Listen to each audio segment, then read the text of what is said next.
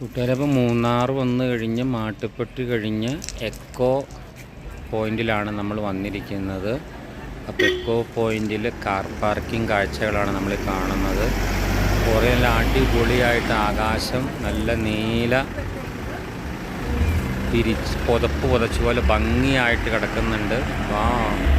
നല്ല അടിപൊളി കാഴ്ച.